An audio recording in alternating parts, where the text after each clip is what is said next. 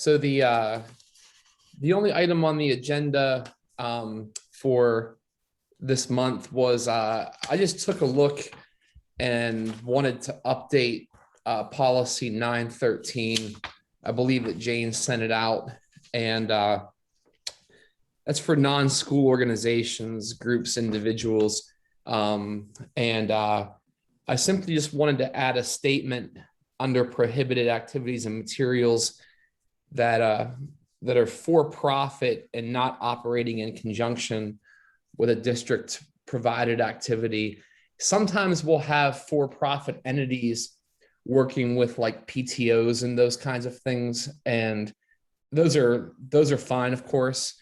But one of the ways I can sift out some of the stuff that comes through Peach Jar whenever I'm looking through some of those things are the folks that are simply trying to use, the district as a marketing tool. So I think if we can add this statement, to be honest with you, I've kind of been operating this way. This will just have policy support that operation. We kind of the legal term for what flyers eventually become in institutions. It's basically called a limited open forum. And so basically the rules there are that whatever you do for some organizations, you have to do for all organizations. So if an organization is nonprofit and if they don't violate one of those top 1 through 7 items on policy, then we tend to post it. But the policy got pretty in detail about when nonprofits kind of intrude on the school day. And most of the requests that I get are outside of the school day kinds of information. So I just wanted to spell out nonprofits a little bit more clearly in that first section. And I think that Kathleen had sent a possible edit for that. And I think that's, how does that read now, Jane?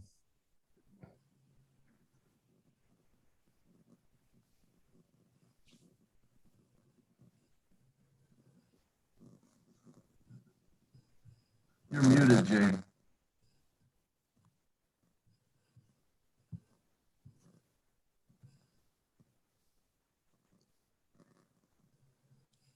Kathleen, did you have that suggested language that you'd sent earlier? I do, Jason. My suggestion is this: are for-profit that are not operating in conjunction with a district approved activity. Okay. And that certainly gives me what I need to say no to most of the for-profits that are just kind of blanketing the region with flyers. We tend not to get too many complaints about Peach Jar. Most of the people appreciated that we haven't stuck paper in kids' backpacks in about 3 years. And we don't have office staffs running off copies and putting them in teachers' mailboxes. And so we've removed a lot of extra work with that program.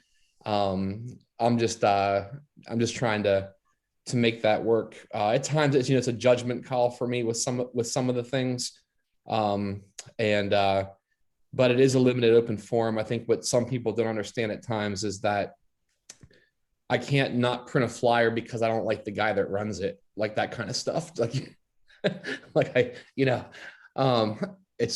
It's not something I can do. It's if we provide the forum and they follow all the rules, we have to treat them like everybody else. But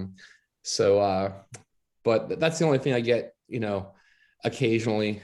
But for the most part, it works pretty well. And we got way more complaints about flyers when they were actual flyers than we do through the through the Peach Jar system.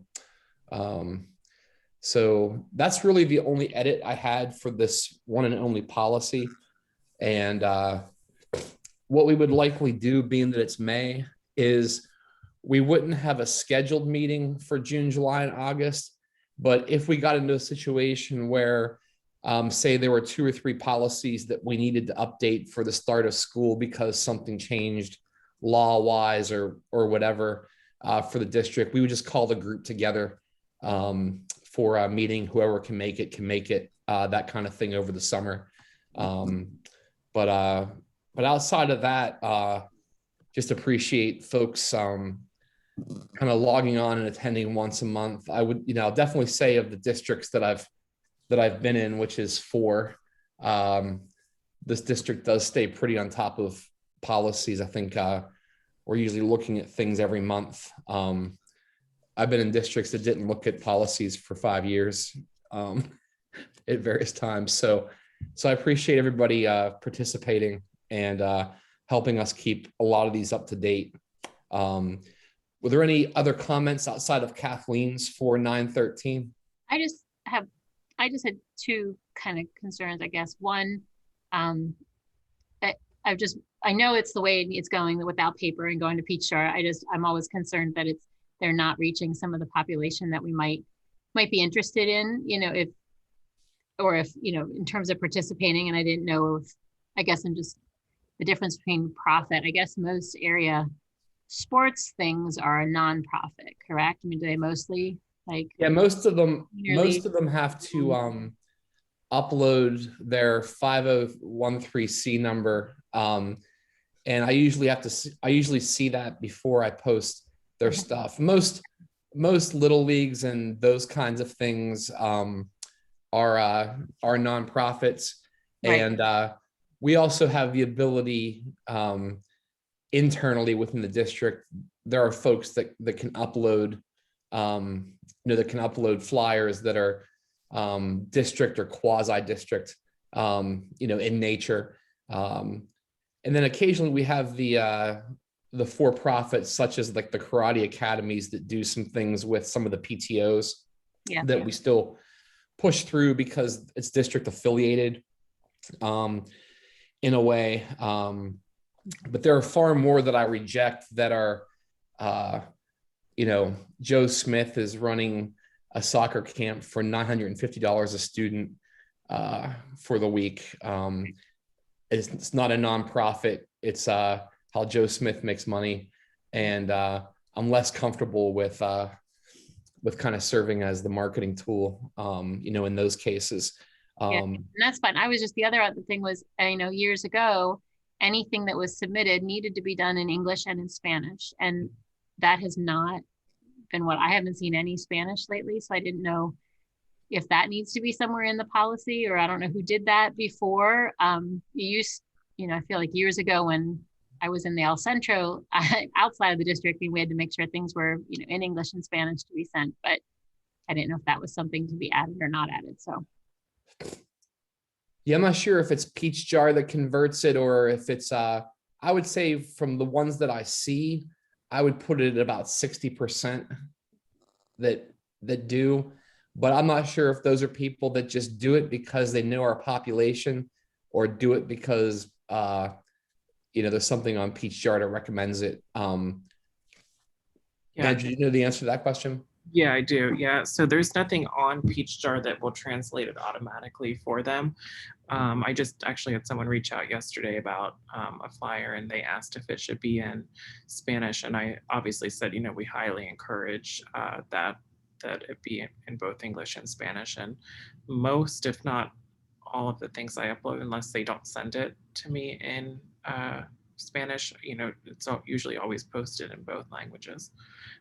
But unfortunately, there's nothing directly in Peach Jar that, that will translate it for them. And I haven't seen anything in their terms and conditions specifically as it relates to translating into other languages.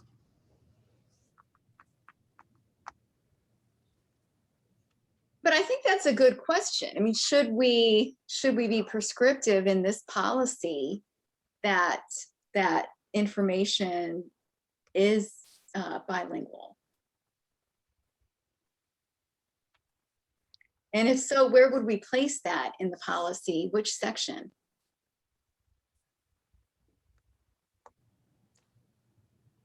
I don't know if it's if it's something that Andrew just continues to recommend if when he's contacted. Most of the people that print, most of the things we do internally are done in both, right, Andrew?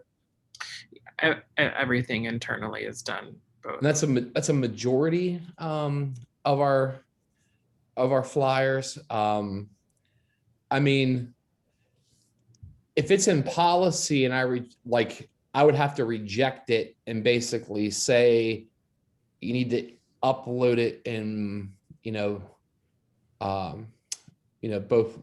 both languages.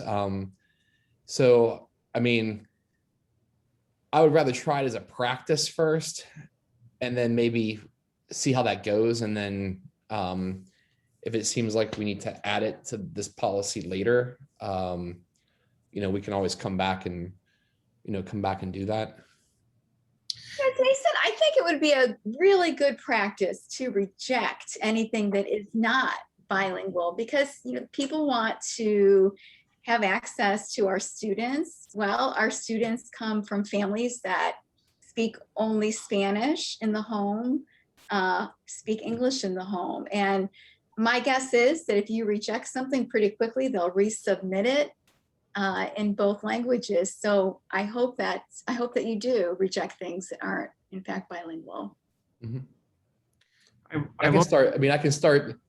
I can start doing that, and just see if people continue to push the information through, and if I get a sense this summer on how that's going in the start of the fall, then we can look to see if it's needed for policy. I'm not sure with the limited open forum laws and those kinds of things. We can ask him to do it, and we'll see what happens. And if I could just add too, I think it's a good idea too to make sure that things are in both English and Spanish.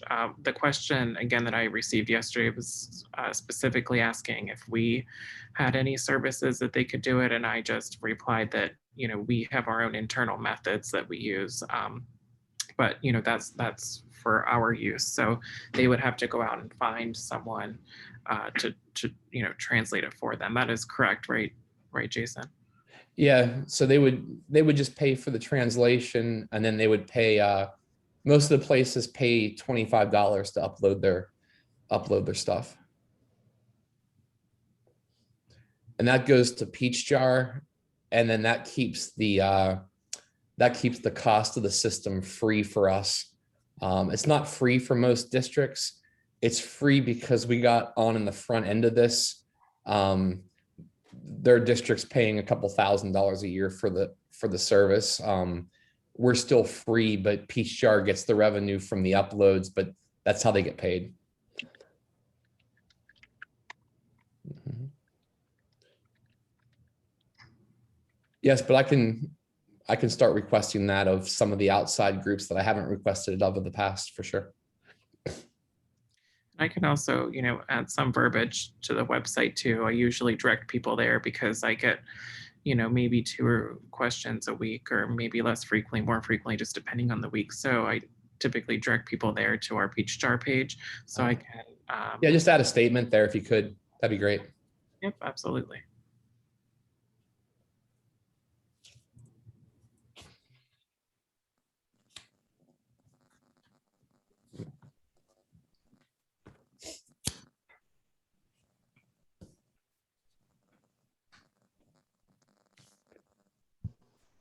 Well, anything else, folks? No, I think that's it. And Jane will send a note out if we need to get together at some point this summer because of any kind of changes to laws or school code as we work towards the start of the fall. But I really hope that everybody kind of gets a summer this year. There really wasn't one last year at all. Didn't feel like, but thanks again, and hopefully we'll try not to bother y'all unless we've got some things that are some pretty urgent items. All right, Yeah. well, thanks, everybody. Thank Bye. you. Bye. Have a good summer.